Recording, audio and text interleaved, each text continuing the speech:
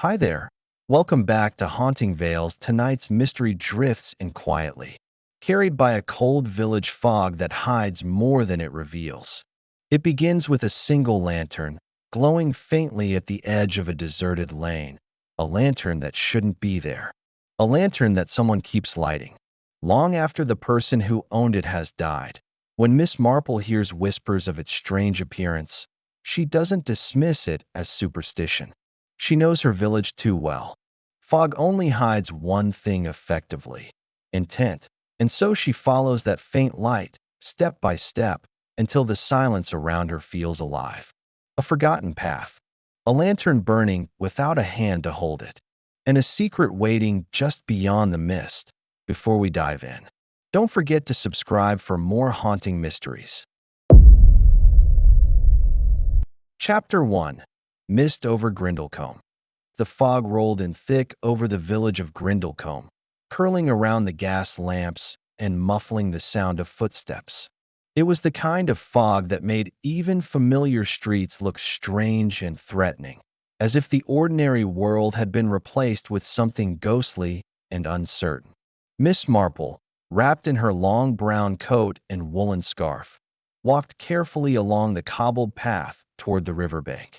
She had been visiting her friend, Mrs. Pettigrew, when news had reached her of the mysterious lantern sightings that had unsettled the villagers for the past week. That it was Mrs. Pettigrew who had first described it in anxious tones. "A lantern, Miss Marple," she had whispered, clutching her knitting as if it were a talisman. "It floats along the river, though no one can see anyone carrying it. And the strangest part, accidents always follow." Miss Marple had listened with her usual quiet patience, letting Mrs. Pettigrew speak herself into a calmer state before asking her a few careful questions. The elderly woman had mentioned the heiress, Clara Whitmore, who had vanished 2 nights prior under the same fog, and the villagers' growing fear that the lantern was more than just a superstition. As Miss Marple reached the edge of the river, the fog seemed almost alive. It curled around the reeds, swirled over the water, and hid the opposite bank entirely. Her sharp eyes caught a faint glow, an orange light moving slowly, as though it were floating above the surface. She stopped, heart steady, but every instinct alert. "This is no ordinary lantern," she murmured to herself. "And whoever carries it knows exactly how to use fear to their advantage." Moments later, a distant splash echoed from the river. A cry followed, a sound that made her blood run cold. She could just make out a figure struggling in the water, though the fog obscured its features. Miss Marple rushed forward, her sensible shoes slipping on the damp ground. She reached the edge of the riverbank and called out, "Hold on, help is coming." By the time the villagers arrived, called by the panicked cries, Miss Marple had pulled a young man from the water. His clothes were soaked, his face pale with shock, but he was alive. "I saw it," he gasped. "The lantern. It led me into the river. I I couldn't see where I was going." Miss Marple knelt beside him, patting his shoulder with a calm assurance. "Then we must remember one thing," she said quietly. "Fear can be used as a weapon, but it can be understood. And if we understand it, we can see the truth behind it." The villagers murmured among themselves, some shaking their heads, others glancing nervously at the mist-shrouded river. A few spoke in hushed tones about ghosts and curses, but Miss Marple had learned long ago to listen for the details hidden in panic. She asked precise questions. Who had been near the river that evening? Who had access to lanterns or boats? And, most importantly, who might benefit from Clara Whitmore's disappearance? The answers were not straightforward. Some villagers claimed to have been home with their families. Others remembered nothing unusual, and a few avoided her gaze altogether. Miss Marple noted each detail carefully, storing away the small inconsistencies. It was always in the small details that the truth hid itself. Later, as the fog began to lift slightly under the weak light of dawn, Miss Marple visited the Whitmore estate. Clara's room was untouched, her bed neatly made, but a small, curious detail caught Miss Marple's eye. A single button lay on the windowsill, slightly bent, as though it had been pressed against something, perhaps a hand gripping it tightly. The window itself was slightly ajar, though the lock showed no signs of forced entry. "Someone left in a hurry," Miss Marple said softly, noting the direction the button faced. "And they wanted it to look as if nothing had happened." She spent the rest of the morning speaking to the household staff, observing the behavior of each servant and noting every hesitation, every pause, every glance that lingered too long on an empty corner of the room. The cook seemed unusually distracted, the housekeeper unusually tense.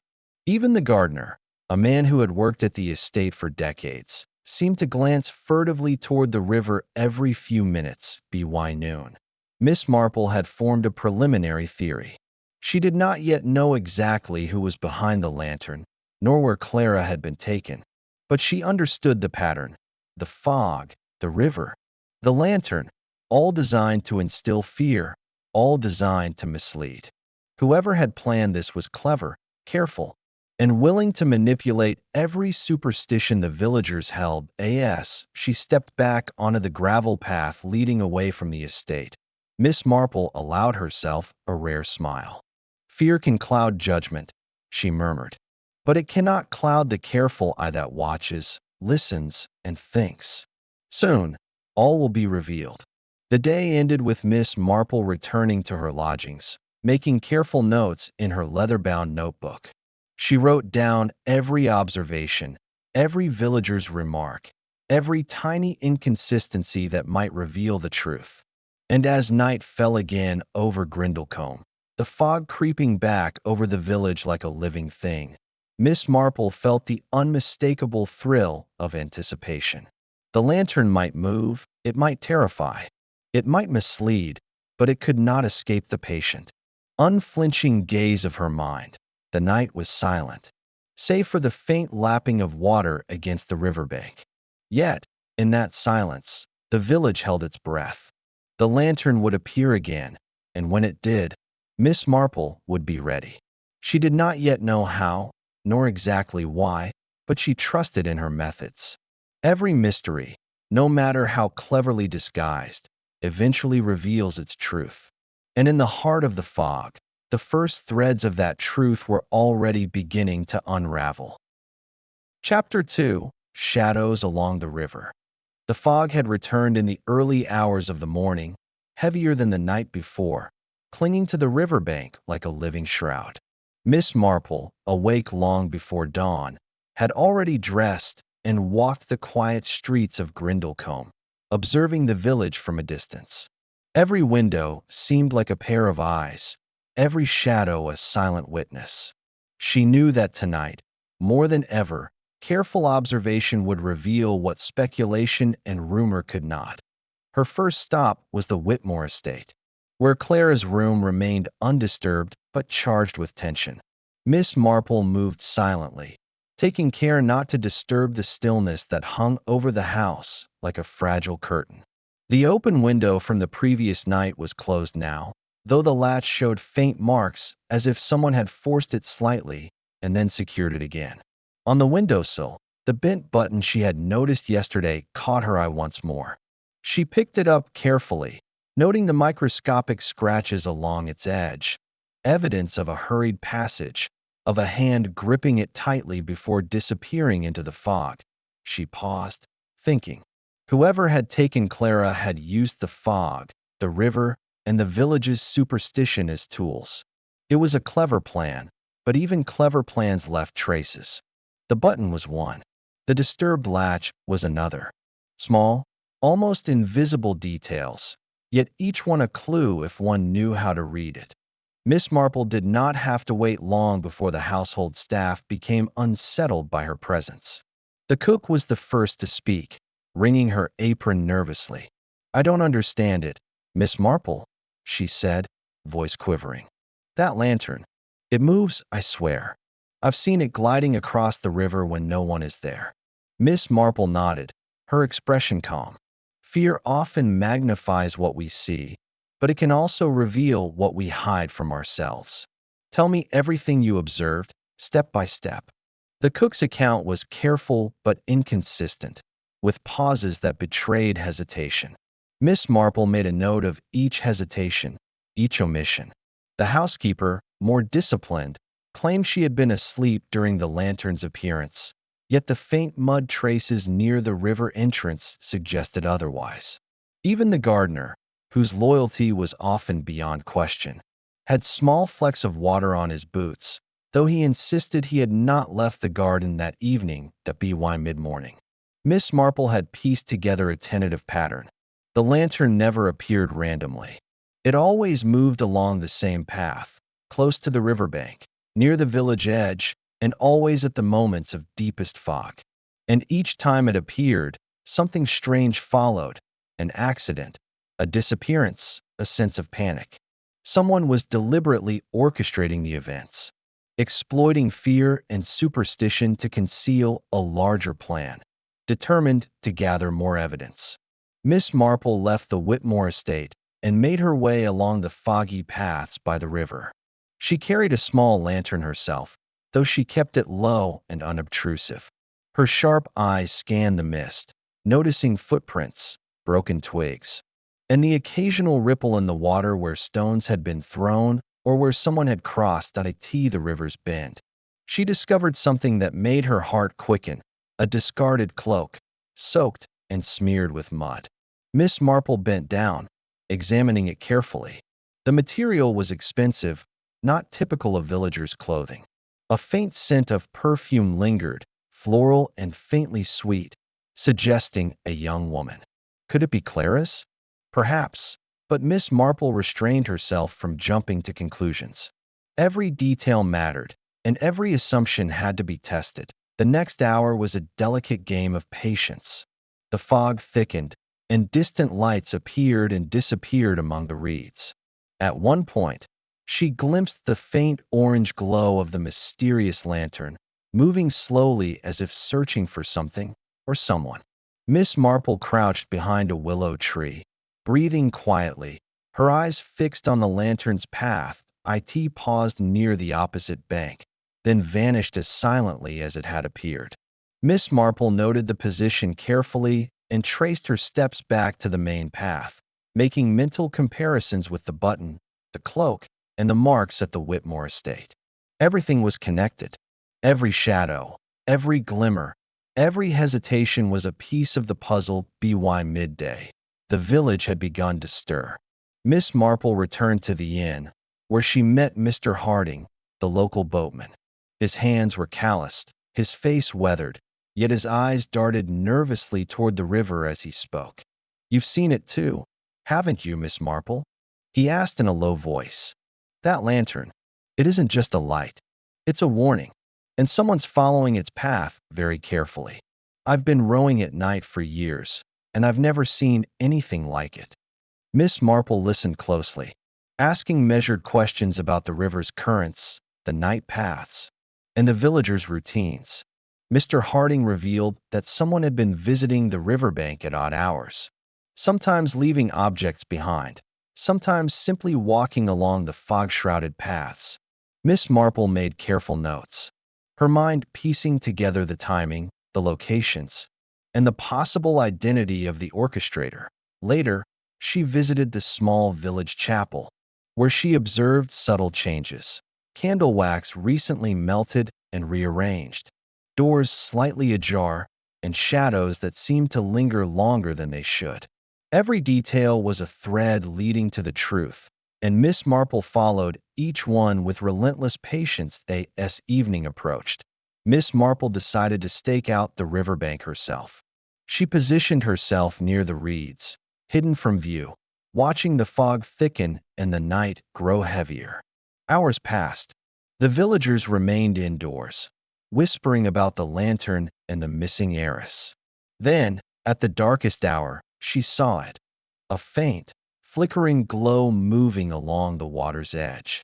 The lantern floated closer, illuminating shapes in the fog, revealing footprints that had not been there before. Miss Marple stayed perfectly still, noting the subtle details, the timing of the light, the rhythm of the footsteps, the slight disturbances in the mud. Then, without warning, the lantern vanished behind a bend, and a sudden splash echoed through the mist. Her heart quickened, but she remained calm. She knew the splash had meaning, a signal perhaps, or a distraction to mislead any watcher. Returning to the village, she shared her observations carefully with a few trusted villagers, gathering corroborations and eliminating false leads. Each account added clarity, revealing inconsistencies in the stories of those she had questioned the day before. Miss Marple sensed that the net was slowly tightening around the orchestrator. Someone in Grindlecombe wanted to instill fear, but in doing so, they had exposed themselves in ways they had not anticipated. By the time she returned to her lodgings, Miss Marple had formed a clearer picture of the night's events. She did not yet know exactly where Clara had been taken, but she understood the pattern. The lantern was both a lure and a signal, manipulated to hide and to reveal at the same time. And she knew that, as long as she remained vigilant, the truth could not escape her. That night, the fog lay thick over Grindlecombe once more, the river a silver ribbon in the gloom. Miss Marple sat by the window, reviewing her notes, her eyes tracing every movement, every shadow, every glimmer of light. Somewhere in that fog, the lantern would appear again, and when it did, she would be ready.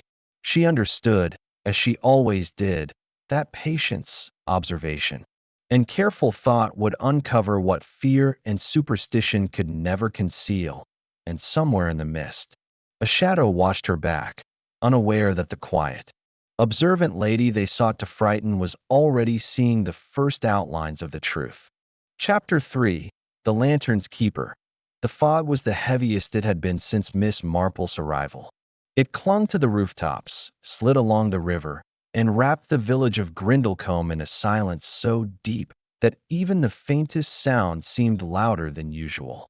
Miss Marple stood at her window at dawn, hands resting lightly on the sill, her eyes searching the mist. She knew this morning would decide everything.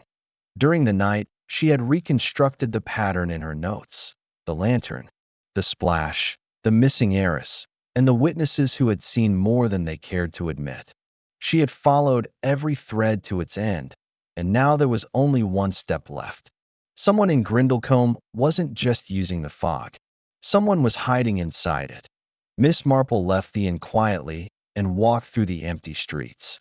Her small walking stick tapped lightly against the stone path. She made her way toward the river, to the exact location she had chosen during the night. Every clue pointed to one final truth: whoever controlled the lantern would appear again at dawn.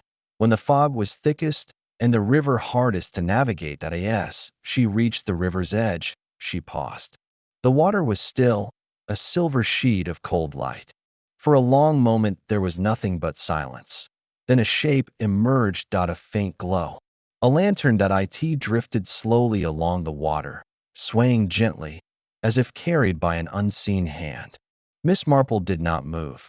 She watched the glow grow brighter, turning the fog into a pale halo. And then she heard it, very soft footsteps behind her. She turned. The gardener stood several feet away, the same gardener who had worked at the Whitmore estate for decades.